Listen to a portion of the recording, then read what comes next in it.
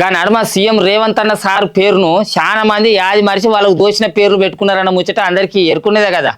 ఇప్పుడు గసంటి చానే అవుతున్నాయి. ఇప్పుడు ఏపీ ముఖ్యమంత్రి బాబు సార్ పేరు ముచ్చట్ల కూడా గట్లనే జరిగింది. ఏకంగా చిన్న స్పీకరు రఘురామకృష్ణం రాజు సారే బాబు సార్ పేరును మార్చేసిండు. ఆ ముచ్చట పురాగిందాం పారి.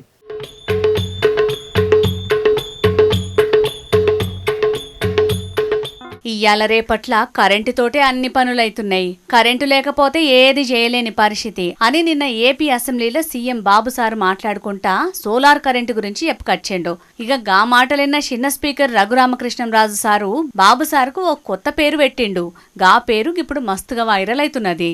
ఏ పని జరగాలన్నా పవర్ లేకపోతే జరిగే పరిస్థితి ఉండదు. ఇప్పుడు 2 నిమిషాల్లో కరెంట్ ఆఫ్ అయితే ఇక్కడ మనం కూర్చోకుండా బయటకు వెళ్తాం.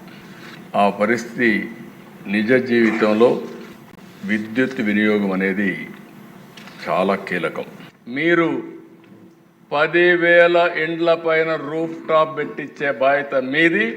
పేదవాళ్లకు ఉచితంగా కరెంట్ ఇవ్వడమే కాకుండా అదనంగా డబ్బులు చూపించే మార్గం ఎమ్మెల్యేలు చూపించాల్సిన అవసరం ఉంది. ప్రతి ఒక్క ఎమ్మెల్యే 10,000 ఇండ్ల మీద సోలార్ కరెంటు పెట్టియాలి అని టార్గెట్ ఫిక్స్ చేసిండు సీఎం బాబు సారు. గా టార్గెట్ ను ఎట్లయినా రీచ్ అయితాం అనుకుంటా బాబు సార్ను గిట్ల తారీఫ్ చేసిండు చిన్న స్పీకర్ రఘురామకృష్ణం రాజు సారు. సూర్యశక్తిని పూర్తిగా ఒడిసిపట్టి అన్ని రకాల ఇంధన అవసరాలు తీర్చే విధంగా ముందుకెళ్లే విధంగా గౌరవనీయ ముఖ్యమంత్రి గారు చక్కటి ఆలోచనతో మంచి ప్రజెంటేషన్ ఇచ్చారు. 10,000 గృహాలు యుద్ధ ప్రాతిపదికన పోటీ తత్వంతో అందరూ పనిచేస్తాం.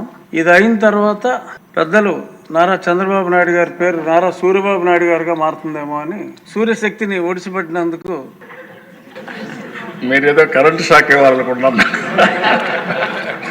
ఏది కూడా దిశ ముందు చూపుతో ఆలోచించడం చాలా అవసరం. నారా చంద్రబాబు నాయుడని కాకుండా నారా సూర్యబాబు నాయుడని మారుతుందని చిన్న స్పీకర్ సారా అనుడుతోటి నాకు కరెంటు షాక్ ఇస్తున్నట్టున్నారు అని నవ్వుకుంటా అన్నాడు సీఎం బాబు సారు. ఇక దేనికైనా ముందు చూపుతోటి ఆలోచన చేస్తేనే పనులైతాయి అని మాట్లాడిండు బాబు సారు. గందుకే బాబు సారుకు విజనరీ అని పేరు పెట్టినట్టున్నారు తెలుగు తమ్ముళ్ళు. ఇక చూడాలి మరి బాబు సారు అనుకున్న పని అనుకున్నట్టు అవుతుందో లేకపోతే ఏమవుతుందో.